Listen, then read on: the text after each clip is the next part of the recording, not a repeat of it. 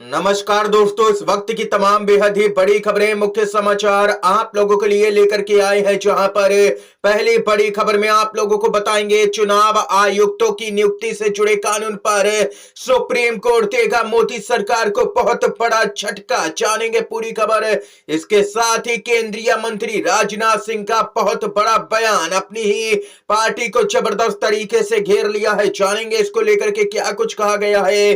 दोस्तों, बात होगी 2025 का सबसे ताजा सर्वे सामने निकल के आ चुका है। लगता है कि 25 से भाजपा की उल्टी गिनती शुरू हो चुकी है। और जानेंगे कि इंडिया गठबंधन ने स्पीकर को लिखा पत्र, जाएगी यहां पर सदस्यता कईयों की। एक एक करके चलेंगे, हर बड़ी खबर आप तक पहुंचाएंगे। दोस्तों, खबरों की तरफ बढ़ेंगे उससे पहले अगर आप लोग भी गोदी मीडिया का खुल करके बहिष्कार करते हैं तो अभी इस वीडियो को लाइक कीजिएगा। दोस्तों, चैनल को सब्सक्राइब करके कमेंट बॉक्स में #बैक और गोदी मीडिया जरूर ही कमेंट कीजिएगा। जो पहली और सबसे बड़ी खबर है, बताते चले। भारत की राजनीति में नेताओं की करनी और कथनी में अंतर आ गया है, इसलिए जनता का भरोसा कम होता जा रहा है। ये केंद्रीय मंत्री राजनाथ सिंह की तरफ से दोस्तों बयान आया है। आप लोगों को पता ही है कि बीजेपी के नेता तमाम वादे करते हैं, लेकिन एक भी वादा पूरा नहीं किया जाता है। चाहे 15 लाख का वादा हो, चाहे 2 करोड़ रोजगार देने का वादा हो, चाहे किसानों की आय दोगुनी करने का वादा हो, कोई भी वादा पूरा नहीं किया गया, जिसके कारण भाजपा को इस बार पूर्ण बहुमत तक नहीं मिला। उसी पर गुस्सा जाहिर करते हुए राजनाथ सिंह ने कहा कि आज के नेताओं में यहां पर जो वे कहते हैं वे करते ही नहीं है, उनकी करनी और कथनी में काफी अंतर आ चुका है, इसलिए जनता अब ऐसे नेताओं पर भरोसा ही कम करती जा रही है। ये राजनाथ सिंह ने इशारों ही इशारों में अपनी ही पार्टी के बड़े नेताओं को घेरा है। दोस्तों, आप लोगों की क्या कुछ राय है राजनाथ सिंह के बयान से, कमेंट बॉक्स में बताइएगा। दोस्तों, इसके साथ ही सुप्रीम कोर्ट दे सकता है बड़ा झटका केंद्र की मोदी सरकार को। आखिर मामला क्या है, बताते चले। चुनाव आयुक्तों की नियुक्ति से जुड़े कानून पर सुप्रीम कोर्ट 4 फरवरी को करेगा सुनवाई। सीईसी के रिटायरमेंट के बाद फरवरी में होनी है नई नियुक्ति। सुप्रीम कोर्ट ने कहा है कि वह चुनाव आयुक्तों की नियुक्ति से जुड़े कानून को चुनौती देने वाली याचिकाओं पर 4 फरवरी को सुनवाई करेगा। याचिकाकर्ताओं ने यह मामला कोर्ट में रखते हुए जल्द सुनवाई की मांग की थी। उन्होंने 18 फरवरी को मुख्य चुनाव आयुक्त राजीव कुमार के रिटायरमेंट के चलते खाली हो रहे पद का हवाला दिया था। याचिकाकर्ताओं की तरफ से वकील प्रशांत भूषण ने मामला जस्टिस सूर्यकांत की अध्यक्षता वाली बेंच के सामने रखा। उन्होंने कहा कि चुनाव आयुक्त की चयन प्रक्रिया में फिलहाल केंद्र सरकार मजबूत स्थिति में रहती है। यह 2023 में आए संविधान पीठ के फैसले के मुताबिक सही नहीं है। एक अन्य याचिकाकर्ता के लिए पेश वरिष्ठ वकील गोपाल शंकर नारायण ने कहा कि फरवरी में चुनाव आयोग में एक पद खाली हो रहा है, उससे पहले कोर्ट को मामले पर कुछ आदेश देना चाहिए। वकीलों ने कोर्ट से अगले सप्ताह सुनवाई का अनुरोध किया। दोस्तों, बताते चले, जस्टिस सूर्यकांत ने फरवरी में मामले की सुनवाई की बात कही। कुल मिलाकर के कहा जाए तो यहां पर 2 वोट यहां पर केंद्र सरकार के होते हैं, जो कमेटी होती है उसके अनुसार। यानी कि कुल मिलाकर के कहा जाए, केंद्र में जिस पार्टी की सत्ता होगी फिलहाल भाजपा की है, तो भाजपा के मनपसंदीदा लोग ही चुनाव आयुक्त बनेंगे, मुख्य चुनाव आयुक्त बनेंगे। यानी कि चुनाव आयोग पर भी कंट्रोल भाजपा का ही है फिलहाल। जो यहां पर कानून बनाया गया मोदी सरकार की तरफ से उसको लेकर के, क्योंकि पहले सीजीआई प्रधानमंत्री और विपक्ष के नेता होते थे, लेकिन अब ऐसा नहीं है। इसके साथ ही दोस्तों, जो अगली बड़ी खबर आ रही है, बताते चलें। 2025 का सबसे ताजा सर्वे सामने निकल के आ चुका है। आंकड़े चौंकाने वाले हैं। आखिर मामला क्या है ये भी बताते चले। यूपी का सबसे बढ़िया मुख्यमंत्री कौन?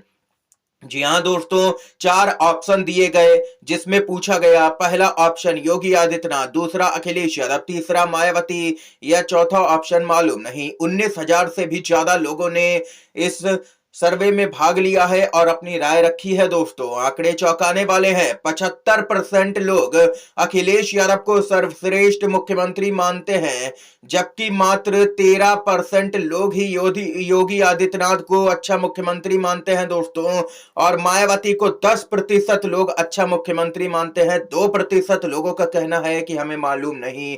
यानी कि अखिलेश यादव के आसपास भी यूपी का कोई भी नेता ठहरता हुआ नजर नहीं आ रहा रहा है। अखिलेश यादव यूपी के सबसे बड़े नेता बनकर के दोस्तों उभर रहे हैं और 27 में विधानसभा का चुनाव होना है, उससे पहले भाजपा की मुश्किलें बढ़ती हुई नजर आ रही हैं। इसके साथ ही अगर आप लोग भी इस सर्वे से सहमत हैं और यही मानते हैं कि अखिलेश यादव यूपी के सबसे बड़े नेता है, तो अभी इस वीडियो को लाइक कीजिएगा, अपना समर्थन दर्ज करवाइएगा। अगली बड़ी खबर की तरफ बढ़ते हैं। आयकर विभाग की कार्रवाई में बंडा के पूर्व भाजपा विधायक हरवंश सिंह राठौर के घर से 14 किलो सोना और ज्वेलरी मिली है। आयकर की इन्वेस्टिगेशन टीम को 3.80 करोड़ रुपए नगद भी मिले हैं। दोस्तों ये तो हाल है यहाँ पर भाजपा के पूर्व विधायकों का, जहां पर अथाह दौलत यहाँ पर पकड़ी जा रही है, काली कमाई पकड़ी जा रही है और ये ताबड़तोड़ छापेमारी देखने को मिली है। इसके साथ ही जो अगली अपडेट आ रही है बताते चले। दिल्ली चुनाव को लेकर के बोले महाराष्ट्र के पूर्व सीएम और कांग्रेस के सीनियर नेता पृथ्वीराज चौहान। कहा, मैं समझता हूं केजरीवाल दिल्ली चुनाव जीत जाएंगे।